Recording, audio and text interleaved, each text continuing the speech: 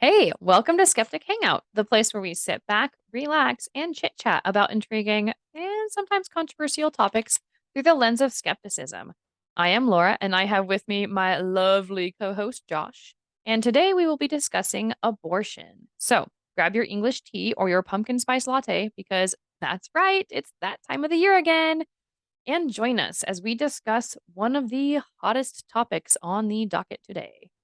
This is Skeptic Hangout Abortion.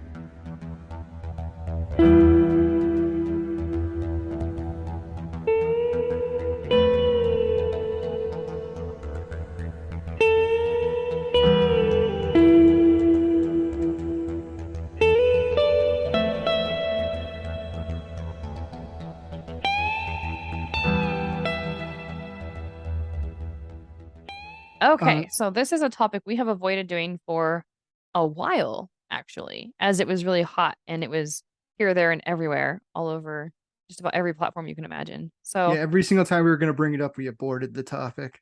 we totally did.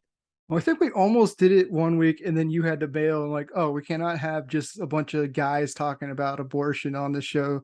Oh, that is right. Okay, so everybody, it is I remember, yes, it is my fault. We have not had this Oh, conversation yet. It that turned out totally that is. turned out bad on my part. Like, blame the No, woman but for not you're talking about right. abortion. Yeah. But you're So like, totally right. okay, so we already have the sympathetic woman on here, and I'm the asshole misogynist who just like shamed her for us not talking about it earlier. I don't know. You start telling me what I need to do with my body, and I might start calling you an asshole misogynist. But um, okay, so abortion, I don't even really know exactly where to go with it because I think that when you talk about the arguments for and against abortion, they've all been done, they've all been said, everybody already knows them. So when it comes to like, well, what are the arguments? What are the pros and cons? Like I I'm almost reluctant to do them, but should we go into them really quick just so that if anyone in the audience happens to have been stuck under a rock, like we can kind of get them caught back up or Well, here's the thing. I think the left, and I'm part of the left, and I'm definitely pro-choice. For some reason, my brain always needs like a translation on it because of like pro-life. I'm thinking the mother's life matters instead of, but so my brain needs to like pause for a second to translate your pro-choice, not pro-life, because of those monikers don't seem to really mean the right thing to me. It should be anti-choice. And pro-choice is the way it should be to me because that way it'd be like the opposite of something instead of like going for like two different definitions or two different labels that don't really contradict each other in sounds. So like that's why my brain works so dumb on those kinds of things. But I do think the left tends to like trivialize people on the right who are on the pro-life movement, anti-choice movement as being like misogynist against women. And I definitely say their actions do result in misogyny against women, but I don't think every single person on that side is trying to be a bad person. It might be the right. result. I definitely am putting some judgment against them. If you're one of them, sorry, I'm judging against you. But I do think that we simplify it too much. It's like, oh, they just want to control women's bodies, and that's definitely what happens. I do think their arguments are bad for like they use a lot of like strongly worded arguments that don't necessarily reflect what's going on. Like you're murdering babies, you're instead of Mhm. like terminating a pregnancy. And but I do think a lot of people that are repeating that do believe that's what's going on because they haven't looked into the actual arguments or looked into the definition, and they're hearing right-wing politicians saying that the left wants to abort babies up until 1 hour before they're supposed to get born, despite the fact that that would be a delivery at that point. Right. As soon as it's viable, it becomes a delivery, and like all of the vernacular is like changed and like uh hyperbolized into like something that's not even reactive to what happens in the real world. And here I am talking to a woman, and I'm just like taking all the words right now instead of letting you talk. Like I appreciate your ability to humble yourself with some of these issues and say like, well, here's where I'm at with it, and I need to maybe take a step back and maybe listen more and talk less. I think that's really, really honorable. But I will say, okay, so you said pro-choice and pro-life, and you're like, I hate the pro-life thing. I wanted to interrupt you so badly then, but we shouldn't even be using those terms anymore. Those are ridiculous terms, but they're made up to elicit an emotional response, and they're made up by the anti-abortion crews to elicit an emotional response. Like, oh, those people want the choice to be able to do what they want, but we are for life. And if their choice is to kill life, then we're against that. And it's all this like really emotional sort of hyperbole that really gets people. It's designed to pull on our heartstrings and it's manipulative and it's very effective. I So, know. Go ahead, sir. well, I was just gonna say, like, you were struggling with those terms, and I was just gonna offer, like, I keep it exactly what it is, like pro-abortion, anti-abortion, period. Like, we don't need fancy terms and labels and stuff. Like what you were saying, they muddy the whole issue, which is one side really does believe that life and conscious life, like sure, Yeah, because biological living cells starts at conception. Like the egg is alive before it's even fertilized, and the sperm are hell, alive before. I shoot life every day. Like I like that Right? Like doesn't they're all nobody's alive, all yeah 10 billion of them. nobody's crying over them. So like it, Right. it's the point where they decide that this is a human life where I think there's debate. Right. Like there's no debate on whether the fact that the mother is a human life. So I think that's where the decision or mother or parent, I don't want to trivialize other people that can get pregnant. I'm still trying to work out like the Mhm. heteronormative vernacular out of my vocabulary. So if I slip into it, everybody else is still valid. I just have a stupid mouth.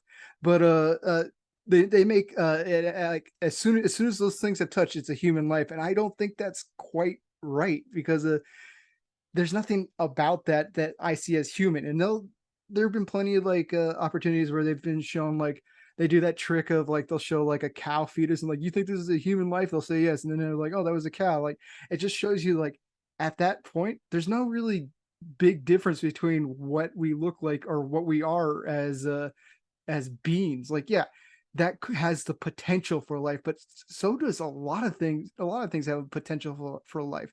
There's no reason why that becomes more important than what has decidedly been decided. Like the person pregnant is 100% decided by I think anybody polled to be a life. Nobody's having any debates on that end. So that's where I think we should it doesn't even really fucking matter. But if that's where your argument is, we should be don't pulling for where there's 100% agreement on this.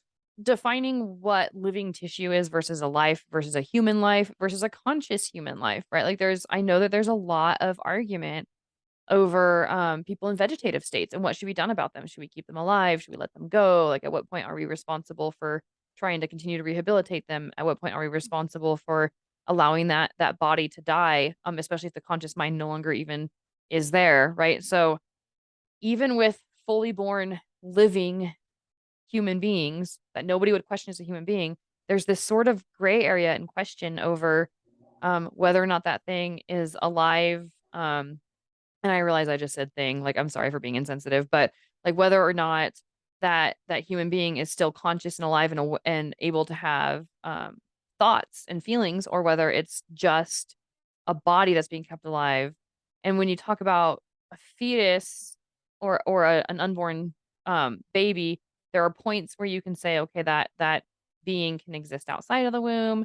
That being has a fully formed nervous system and brain. It can think, it can feel, it can respond. But then there's the not so gray area where it's like, no, that is a group of living cells. Like you can grow them in the petri dish. You can your skin cells, like you can separate your skin cells from your body. They don't have conscious thought. There's a grouping of tissues, and what is our legal or moral responsibility to that group of tissues? I Well, think where it gets really complicated is that you have, like you said, you have this sort of religious ideology that I'm going to determine when a soul or a consciousness is put into that tissue. I'm going to make that moral determination. And I'm going to put that moral determination on not just myself, but other people. And that is where I think that the debate gets really, really, oh, tense is not what someone feels about a human baby, but what someone wants someone else to do about it. yeah, and like your example about somebody brain dead and you don't know when to take them off life, that has a gray area only because that life isn't attached to somebody else. If you had to keep somebody that was brain dead alive by attaching another human being to them, you would automatically say that was a Wrong. ridiculous response, and there's no reason for Right. you to keep them alive because and sacrifice somebody else's health or well-being for that person, even if like they're not brain dead. Like there's maybe a chance that they could get brought back to consciousness. you would never force somebody to be attached to them, even if it's like their mother or something like that. You would never force them to become attached to them. Right. But for You some can't force reason, someone to donate a kidney yeah, or a liver or anything like that to save another person's life. You can't yeah. So like force another person. we're kind of talking about whether or not it's a human being or something like that. And I would say, even if it was a human being, even if I've shot billions of human beings into my socks, it doesn't fucking matter, because as soon as it's affecting somebody else's body, and like they're not viable without the other person could live just fine.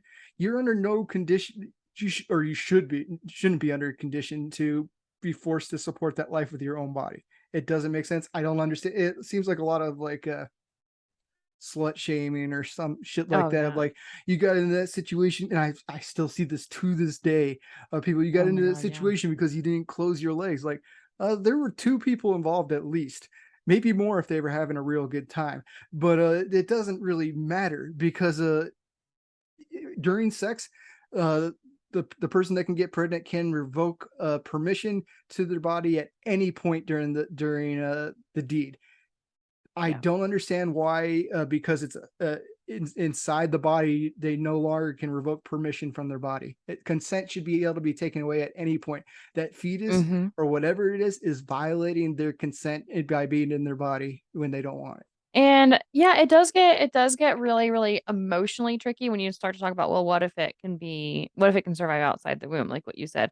And there is that argument of, well, then what do we do about it? Do we destroy it? Do we deliver it and then like have it survive on like so my son was born early and he was in the NICU and he was on machines for the first month of his life, right? He's perfectly healthy 12-year-old boy now. And my body did not grow him through his last month of growth. Like a machine did it, right? And so there's this question, like you said, of I don't think that there's a moral obligation for a person to be forced to put their body through anything that they don't want to put their body through. Like I think you're right. Consent is consent and can be withdrawn at any time. Consent to sex is not consent to pregnancy. Consent to pregnancy is not consent to continuing the pregnancy. And there are so many different reasons why that person might change their mind at any point throughout the pregnancy, and any of that is valid. I think the more moral obligation is on the society of, well, then what do we do about it? Like we're going to get occasionally these pregnancies that may be terminated later, or maybe the woman wasn't given access. Some women don't even know that they're pregnant until a lot later, or they're not given access to the healthcare until it's already past the certain number of weeks that they're allowed to have an abortion. So then it's, what is the moral obligation of the society that's forcing that fetus to continue? What is their moral obligation to take care of that fetus? And that's where I think that people want to just push the question away. Like, nope, we don't want to talk about it. We're just going to force parenthood on this person, because you're not just forcing the birth of the child on them. You're forcing the raising of that child on them too. And sure, there's the argument of, well, you can just put them up for adoption. That in and of itself is also sure. Now you're putting strain on a system. So There's sure, go also, for it. Put strain on the system, but you make that decision. You come up with the programs that work. Like these, I don't know. I guess I'm kind of getting a little bit emotional after all, but there's also like, people trivialize what a woman's going through the pregnancy. It's not just like their bodies never feel the same. I know so many friends that have had babies, and like they don't never feel the same. They're never able to lose the weight, and like that's a big deal for them. And like postpartum is something that's hard Mhm. for people to go through. I know people that have gone, they were okay for a while, and then postpartum just like hit them when they least expected it to happen to them. And that's a big deal. And there's also like, when somebody's carried something for 9 months, it might not be so easy to give it up, despite the fact that this isn't the life that you wanted.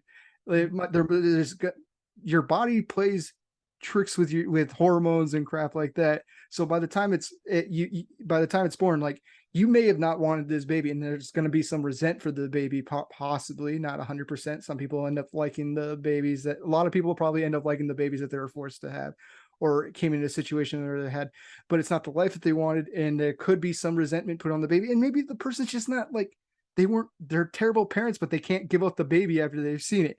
So like, all these kinds of things that we don't even think about when we're just like, yeah, it's a baby, we're gonna make it happen, throw it into adoption. Going to an adoption isn't always like the best idea for anybody. They can end up regretting Yeah. it afterwards, and then they're always wondering about where the baby's at, or like that's just undue stress. Where if they got taken care of in an orderly manner, I know people that have had abortions and like not a problem for them. They just weren't in that spot in their life to have it, and so it avoids all that emotional manipulation that bodies can do to parents. Yeah. So I think one way or another, and I think this is what I hear you saying, and if not, this is at least what I'm going to add, is that one way or another, you're going to have a percentage of pregnant people who end up with various traumatic or psychological negative impacts, no matter what their decision is. Like I do, you hear a lot in churches about like the negative story of the people that have the abortion and they end up going through depression or regretting it or wishing they hadn't had the abortion and having to go through therapy and stuff. And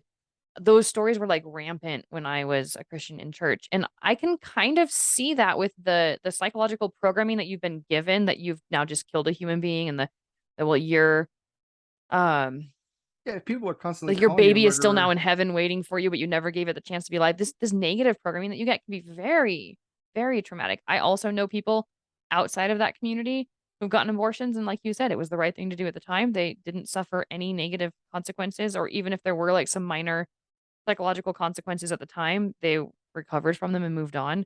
I think one way or another, really no matter what you're doing in life, but specifically as it pertains to pregnancy, you can't avoid at least a percentage of the population suffering some kind of negative psychological impact, whether they have the baby, abort the baby, put it up for adoption, keep it, whatever. I think that we use all these on both sides. I think that all these like anecdotal stories are used to try and really catch the emotions and the heartstrings of the people to kind of pull them this way or that way in the debate. But I think it can be made really, really simple, right? Like from my perspective, the number one thing that makes us free is autonomy, the ability to choose what we do with our bodies.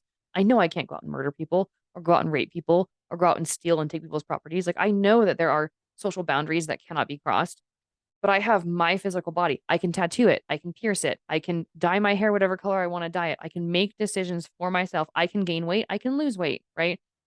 I have control over my body. I should have control over whether or not I have a DNR, do not resuscitate, right? Whether or not um I have a right to assisted death with dignity, right? I feel very strongly that a person has should maintain 100% control over their body. And I understand that it gets super complicated when the argument starts to include a viable human being that has already become developed enough to where it's fully conscious. Like, I get that there's a moral struggle there, but I still maintain that the individual's autonomy as the most important thing. If you're not going to force my neighbor to get a kidney transplant to save me from my kidney problems, I don't actually have them, but hypothetically speaking, right? Then you're not going to force me to put my body at risk to save the life of another human being, right? You choose to save it, you choose to put it up for adoption, you choose to do what you want to do with it, but you can't force that other person. And so I think really we let it get so complicated with, and that's just my personal opinion. I know this is Skeptic Hangout. We're supposed to look at things skeptically. We're supposed to kind of look at multiple views. I do hope we can kind of get into delving into the view of the pro-lifers and at least maybe trying to digest it a little bit. I mean, I tried at But the beginning, but then like I started rambling into it my falls side. apart, kind of, huh? Like I said, I don't think all of them are bad people necessarily. Although, like, I that's more like again that's translating in my brain. Like they're not all bad people, but part of me is like, Yeah. yes, they are. But They're not though. but a lot of them are coming from it from a good angle, and like they do believe that these are babies, and they do believe that this is the right thing to do, and they see this as murder, despite the fact that that's hyperbolic. That's what a lot of them believe, and it's because it's been propagandized into their brains for so long. And if you hear something from that from like somebody that they trust, like their pastor or whatever, not sure why they're trusting people in the church when the church is shifty as fuck, but that's a whole other story. But they Right. they trust those voices, and it gets repeated. It becomes a fact that abortion is murder. Abortion is murder. When it's a more complicated, nuanced issue than that. And like so many of the scenarios that they have in their head aren't happening all the time. They make it sound like people are just like there's another form of birth control. And it's That like bothers me, yeah. because abortions aren't easy. They're not cheap. Condoms and are much cheaper than an abortion, or I know a lot of guys won't wear them because it ruins the sensation, and it does a little bit. But like, there's also the pill. They're also working on other things, like, because I know that's not ideal There's either for there's a women. lot of I want to come back to the birth control thing, but you were talking about the pro-lifers and how they really believe that there's a life there, like from start to finish, and sort of some of the programming and stuff. And I kind of want to touch on that for a little bit. Like, not so much what is abortion, is it right or wrong, but I want to talk about the people who are kind of on the side of the pro-abortion or anti-abortion, right? And you've said it a couple times, like, oh, I want to believe that like not all anti-abortion people are like bad people, but they kind of are, but they aren't. I really honestly believe that the vast majority of them are not bad people. I think they're exceptionally good people who are exceptionally misled and think that they are doing a really, really good service to humankind and being loving and compassionate, even to the unborn. And they have no fucking idea what they're talking about. Like I I honestly that now legislators or politicians, I'm not putting those people in that same pool. I'm just saying the everyday Mary who lives next door or whatever who's anti-abortion. I think the majority of the lay people are genuinely good people. Here's where I'm gonna push back on that, because Okay. I do believe that they're the heroes in their own story, and that we're fucking monsters to them. I will think that, because if you're going to stand outside of abortion clinics and call them murderers, if you're going to be able to accuse the other side of being a murderer, you can't be thinking that the other side is good. So there are probably people that are just like, they're misunderstood, and I'm saying they're misunderstood or whatever. But the people, what they're doing, controlling women's bodies, whether or not they're doing this for good reasons or bad reasons, and I think they're doing it for bad reasons. They're performing an evil act for what they think are righteous reasons. Controlling a woman's Oh, body, absolutely. not giving her the choice, or a pregnant person's body, sorry, not giving them the chance to do what they want with their body. It's evil. Voting against that, to me, or even like going in the sidelines, lesser of evil, but still kind of like shitty. If you're not actively supporting a pregnant person's right to have an abortion, I think you're performing an evil act. And I know atheists shouldn't I be think saying evil, because the no, I evil is think like a nebulous term, but I think you're on bad the or wrong immoral. side. I think Yes. it's bad. I Yeah. agree. I agree. I think good people are capable of very, very bad things for very, very good reasons. And so I Well, have what they think are good this reasons. sure, but I think that they're genuinely good intentioned and good hearted is what I'm trying to say. But I do think that the average, so I'm talking about like the average everyday Joe Schmo person, I think that when they hear these arguments, they're being compelled by bad arguments to believe bad things for good reasons. Does that make sense? Like, if I literally thought that humans were killing babies, I would be like, that's a shitty thing to do, I right? I, Like, I I just would push be back. against that. I just push back slightly on your language, and I think you mean this, Yeah. but you keep saying it slightly wrong. They're Okay. doing bad things for and you say for good reasons, but for you got to add for what they think are What good they reasons. think are good Because reasons. Yeah. thinking you're doing Yeah. something Yeah. for a good reason then is not the same thing as doing something for a good reason. And like, I can probably get along with a pro lifer, maybe. I don't know. I can't think of anybody in my life who is that I get along with right now. So maybe that's tainted it, because I have a bad demographic of people in my life that would be Yeah. considered pro life, and Pro maybe life. maybe there's a Mr. Rogers probably was. There's a Mr. Rogers out there that's like the nicest person ever. He just happens to vote the wrong way, and maybe he's not an a-hole, but I'm gonna have like some kind of mental hang up where I can't go into considering them to be a moral person when they're taking away a woman's choice there, or a Yeah. pregnant person's choice. It's yeah, it's complicated. Like my ability to both think that their views are wrong and to be able to empathize with them, because like there are lines where I can't do that, right? Like there are religious behaviors that are just outright harmful, and whether you think you're doing the right thing or not, I think you're wrong and you're harmful and you're bad. I think I can empathize more in certain specific cases, not that I think that they're right. Like, I want to be Yeah. perfectly clear to the whole audience. Like, I think that any person who puts a restriction on what someone else can do with their body is bad. I think that's a bad thing to do. It's a bad policy. Um, but I have this weird, uncanny ability to empathize with the type of person who genuinely thinks that they, and I'm not saying that they're okay, bad No, no. things for bad Well, reasons that I think are good reasons. There, that they like I think are want to good. make sure I say that clearly. But I see their internal struggle as being really sincere. Like they And really I sincerely are trying to save babies. And so for me, it's more about the messaging.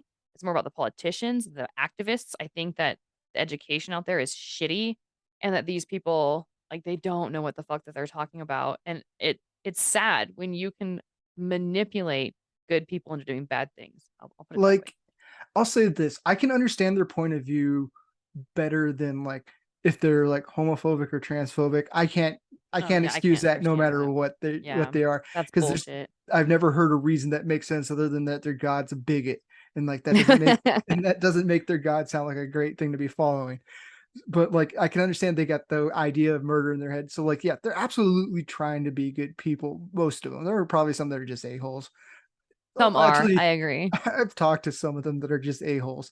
Hmm. So yeah, it's a moral issue where I understand where a lot of them are coming from. I just wish they could put a little bit of critical thinking and put the supernatural thinking aside Yes. and like tell me what the difference is between uh uh give me an honest answer of what the difference is between a baby in your fucking arms and that clump of cells. And if you try to tell me that they're the same thing, I don't think you're engaging critically with it. I think there's a fundamental misunderstanding about biology and how it works. And for how often female bodies abort pregnancies, and sometimes we don't even know it. Sometimes we just think it's our period, but it is a cell that got fertilized, an egg cell that got fertilized and didn't take for whatever reason. And so we may have periods, we may have a particularly heavy period, we may have what we know to be a pregnancy that becomes a miscarriage. It happens all the time, right? And there's just no those same people understand that that is a physical biological function that there's nothing morally wrong there. But We haven't there's this even sort of talked dis what's that? we haven't even talked about like medical issues like ectopic pregnancies that people are they're Yeah. not able to do like perform things on because doctors are afraid of losing their licenses because and Right. they're telling them to go home and wait in the tub, and once your tub's red enough that's when you come into the doctor when it's almost too late to do anything and people are dying. And I see Yeah. people just like trivializing it like, oh, it doesn't happen all the time. No, no, you're just Right. now starting to hear reports about it. It's gonna happen a lot. I don't, and these are a lot of times with that, some of these people wanted to get pregnant. They wanted the baby. They don't want an abortion, but that procedure to save their lives is technically an abortion. So like Yeah. they're missing all the nuance with these issues. They're killing women who would be generally, some of them may even have been pro-lifers, and but the pregnancy was going wrong and it's like either they both die or the fetus dies, and they're missing all the nuance there. Yeah, no, there's it's really, really sad because there's a lot more to it. Like people try to sort of like the I heard it. God, I wish I could remember which politician it was that said it. That was like, oh, they're just the president's trying to turn emergency rooms into walk-in birth control, like abortion clinics, right? And it's like the percentage of people who want or seek out an abortion, even if it's just to not be pregnant, and there's nothing morally wrong with that. Like, No. okay, I got pregnant, didn't want to, whether I was on birth control or not, whatever the circumstances were, I do not want to carry this pregnancy. Like, okay, those are very, very few and far between. And even there's a myriad different issues or reasons why people get abortions beyond just that one. And even then, abortions are few and far between. This is a medical service that women are not going to be knocking down doors to seek out left and right. And you're right, they're difficult to have, they're emotional decisions to make, they're difficult decisions to make. Well, not all the Um, time. I know some people that had it taken care of, and it wasn't that difficult, and they don't look back at it wrong. It's going to be a case no, by no, case basis you're for right. sure. You're right. But there are those cases like you were talking about where they want to have the pregnancy. Like my cousin had an ectopic pregnancy and had to terminate it. And she was crushed by it. And to this day, she has enough damage down there that she can't have children.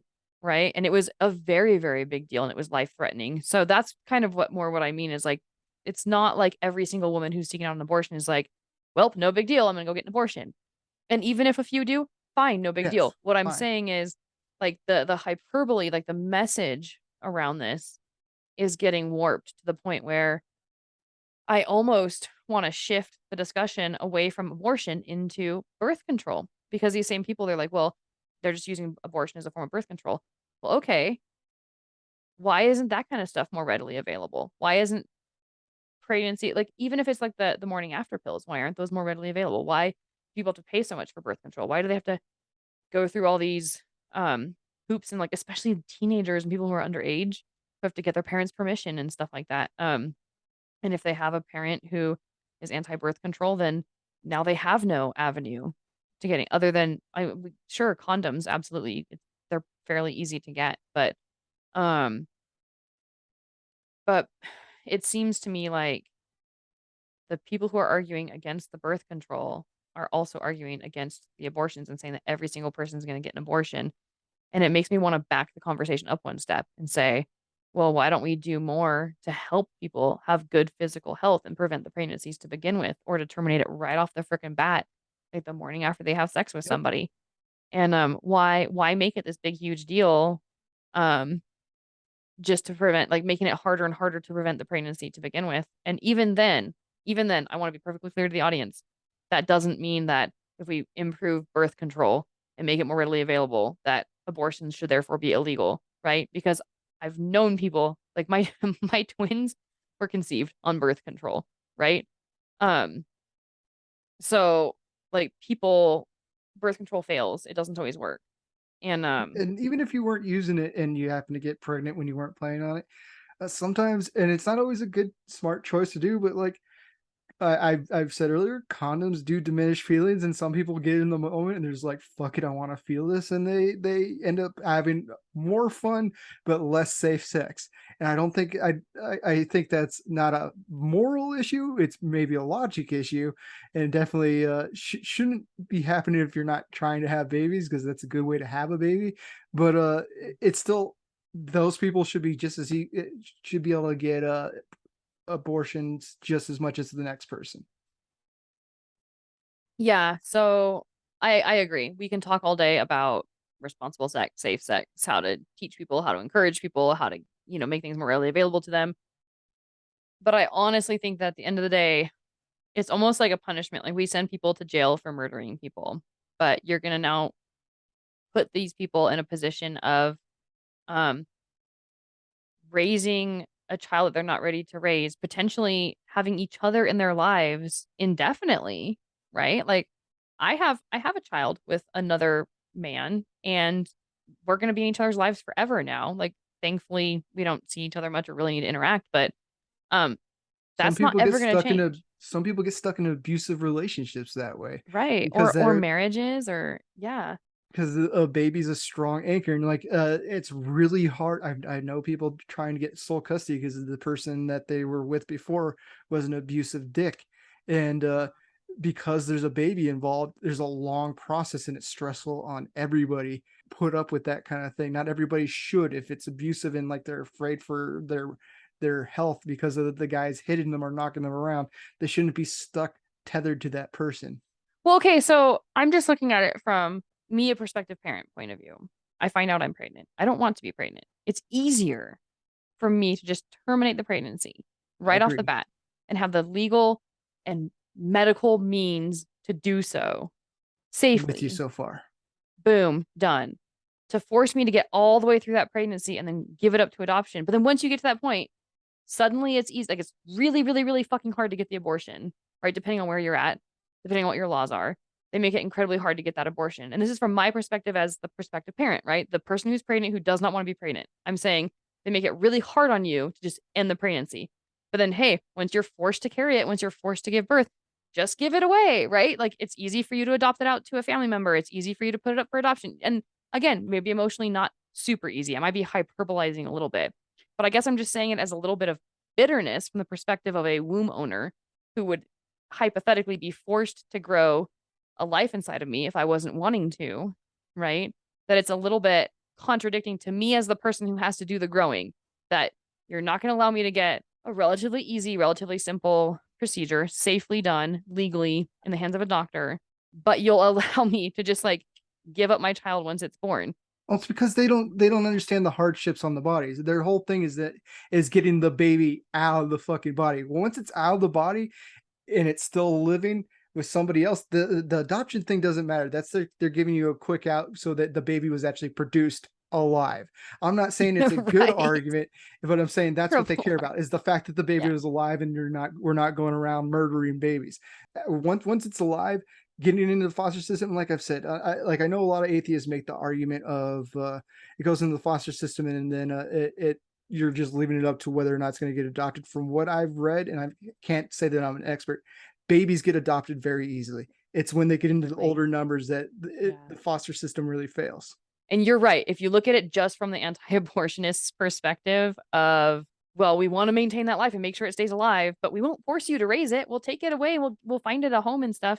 Yeah, I get it from their perspective. I just kind of wanted to voice the other side and how frustrating and contradicting it can be. Like, just it's easy, it's quick, it's like Oh yeah, the way they summarize it is definitely contradictory to reality. Is the yeah. best way I think I can somewhat understand what you're saying as a wombless individual.